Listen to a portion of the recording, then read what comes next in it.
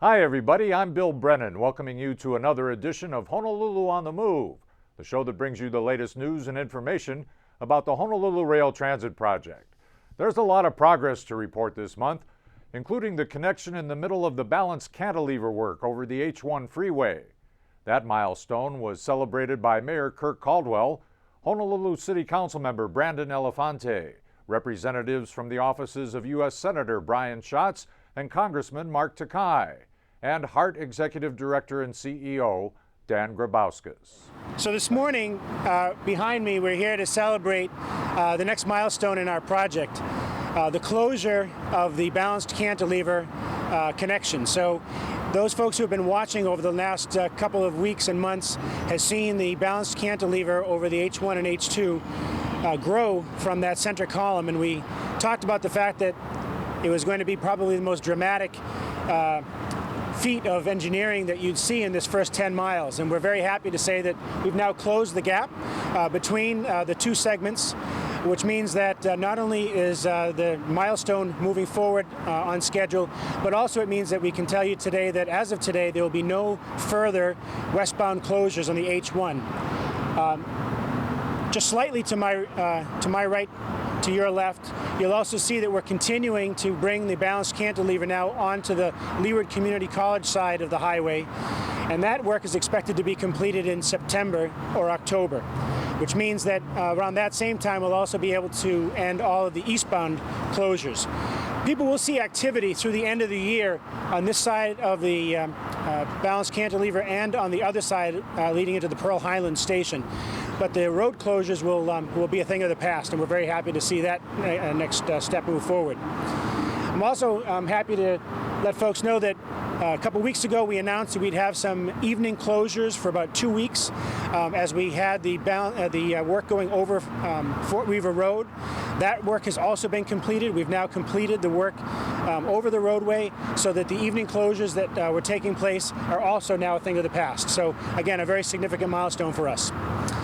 Also, if you're keeping score, we just passed 3,000 segments cast.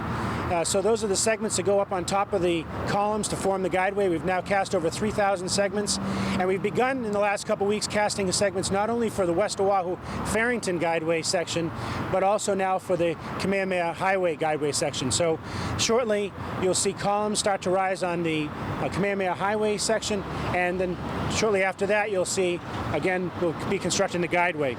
As we announced a couple weeks ago, we've passed the 3-mile mark, so we're now, again, progressing. We've got about 133 spans completed, so we're marching toward our 4th mile of completion as well.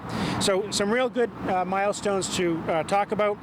And the last thing I'll just mention is just, again, a little bit to my right is our Rail Operations Center, and we're going to invite you for a tour in the not-too-distant future. We've now passed a next milestone there where we have about 70% of that facility now complete. Buildings are up. We're actually putting walls inside for the offices and the main operations building. So there's a lot of good progress to talk about. And today, as I say, we're very happy to see this milestone with the balanced cantilever come to conclusion.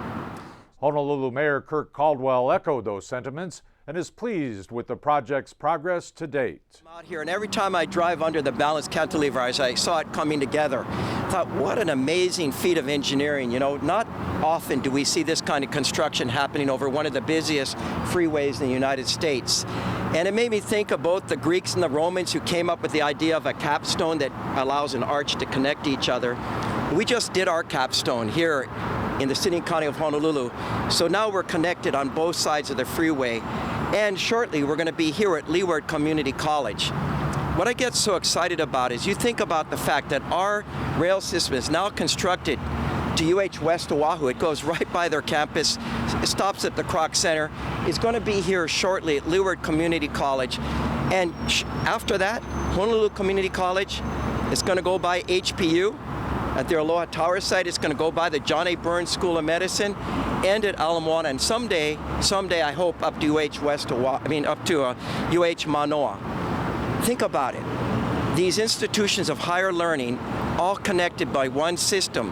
I don't think any other city in the United States will have that kind of connectivity between a university system where kids going to school can get on our rail and go from campus to take different courses and to get home. And also someday I hope that professors at UH Manoa may be able to get a house out here on the west side that's more affordable, because it's a huge challenge for them, and still commute by rail in to UH at Manoa. So it's really, really excited.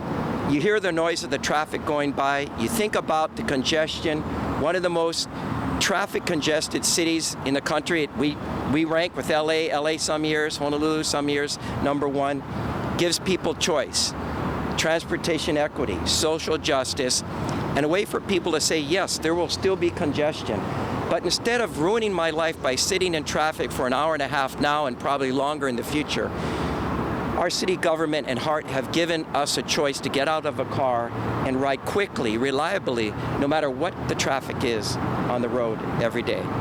So I just want to say I'm excited.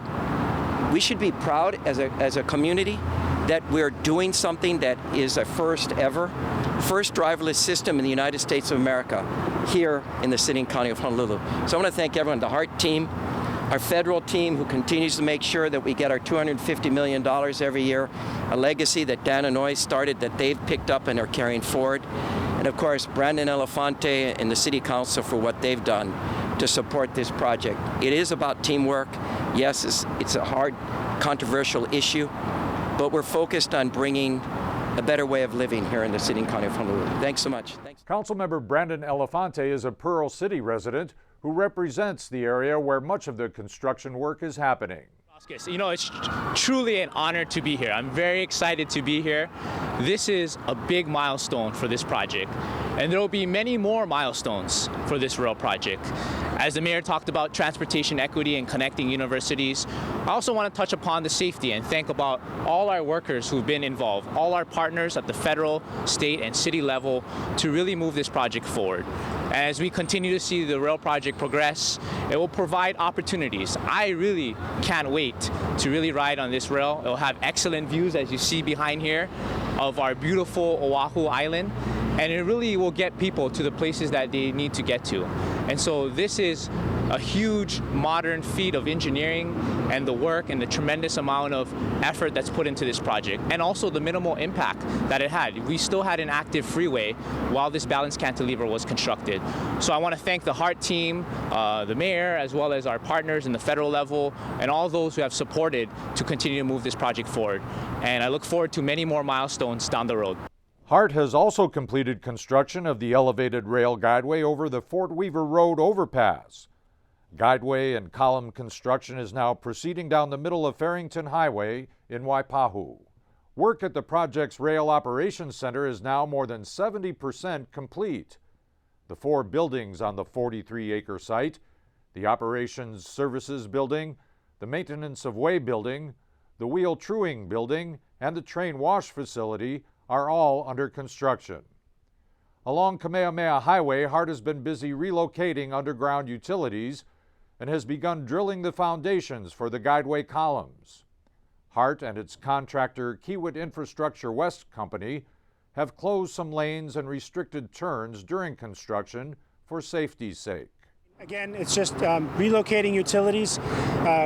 Not all of the as-built drawings are as accurate as we'd like them to be, so when Kiewit and any other company gets under there, they're finding that either things that they thought were going to be there aren't, or things that they didn't think would be there are. So we're having some challenges, but the good news is we're cleaning up a lot of that sort of spaghetti network below the street surface. I spend a lot of my time apologizing for traffic that we're causing these days, and the truth of the matter is there's no way to avoid building something in the middle of a roadway and not having lane closures or lane restrictions.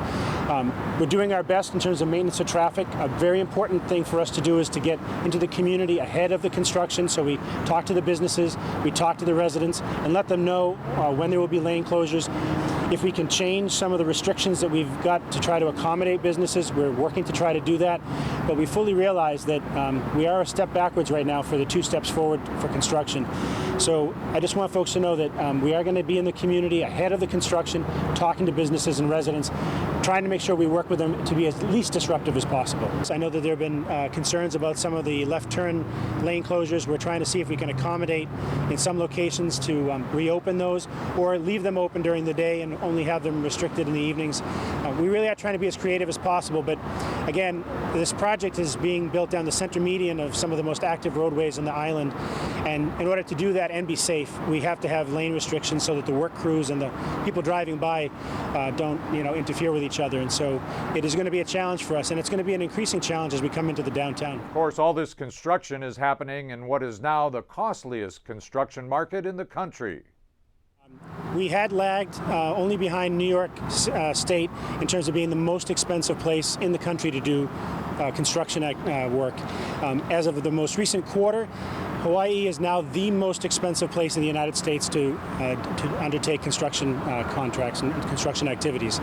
That's a real challenge for us, and so that's one of the reasons that when we came up with a new estimate at completion, we took into account what the factors that they were indicating, maybe 12 to 14% increases over the previous year in terms of construction costs. So that's been factored in. I will just tell you that as our most recent meeting with the Federal Transit Administration, our estimate at completion, that number that we gave to everybody of about an additional $600 million in terms of cost increase is holding to be about the same.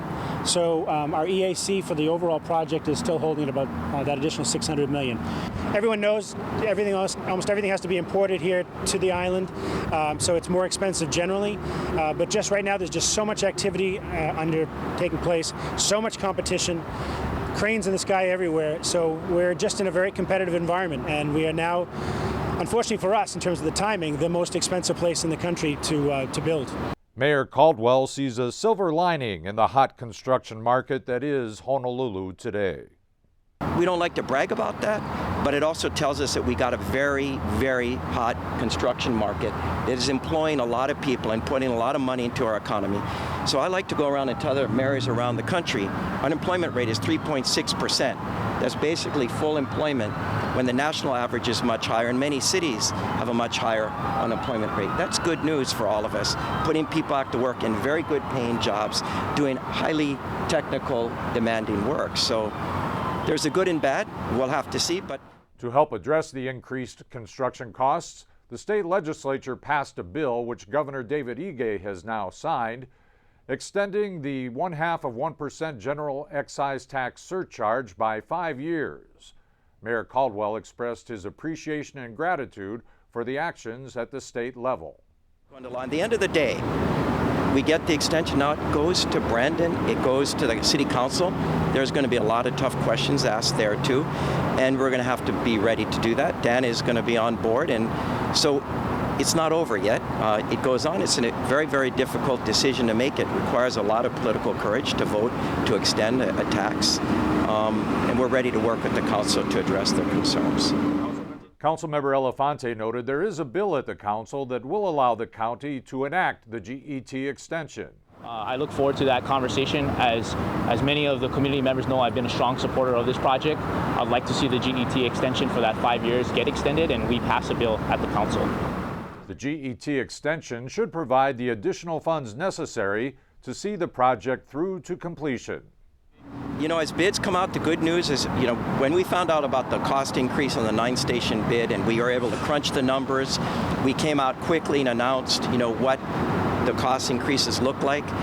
Bids have opened since then. There's been some very good news in those bids, and maybe Dan could add his 2 points. But obviously, if we see increased bids coming, the costs are even higher, we will go out to the public. We'll obviously go to the governor too. With this extension of 5 years, we have a sufficient fund of money to cover the $900 million shortfall and the bus 5307 bus money, the $210 million, with additional money. So we should be okay. But the good news, as the mayor mentioned, is that the stations that we put out to bid that had been so high, we broke them into 3 station packages of 3. The first one came in at the high end of our range, but pretty close to the range.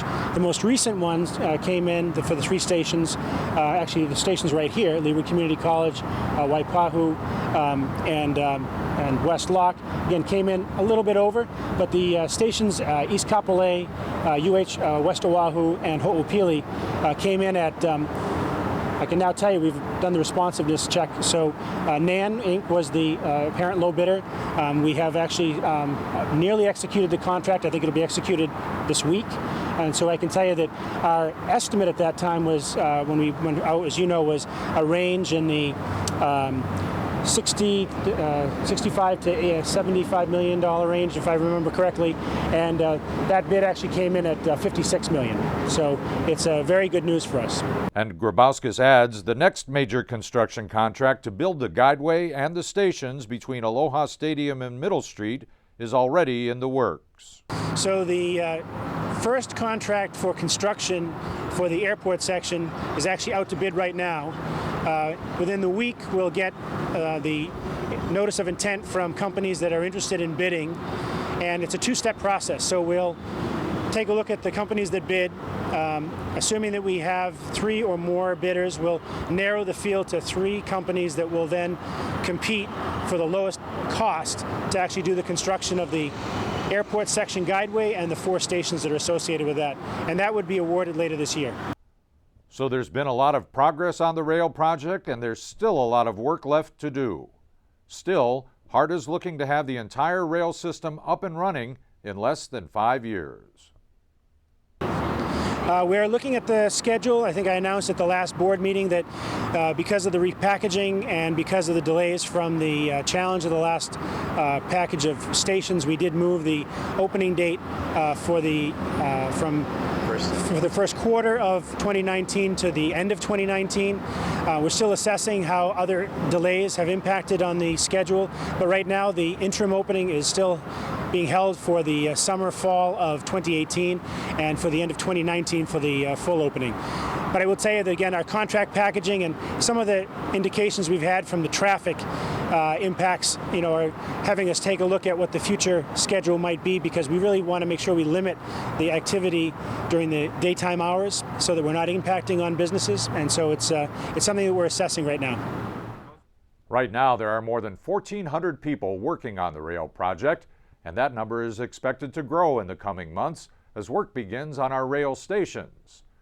Let's take a look now at the renderings that have been prepared of the rail system's 21 stations between East Kapolei and Ala Moana Center.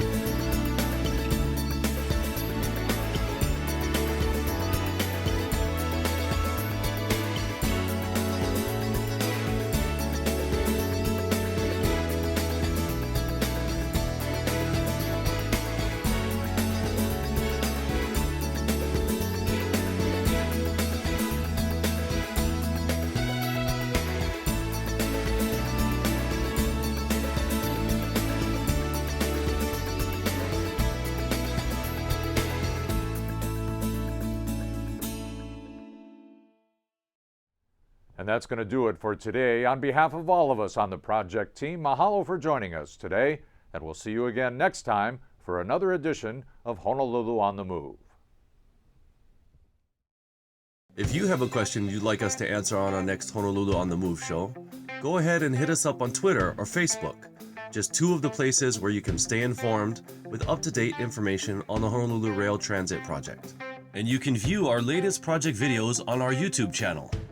If you'd like more information on the project, or would like a presentation to your group or organization, give us a call at our project hotline at 566-2299 or contact us via our website at honolulutransit.org.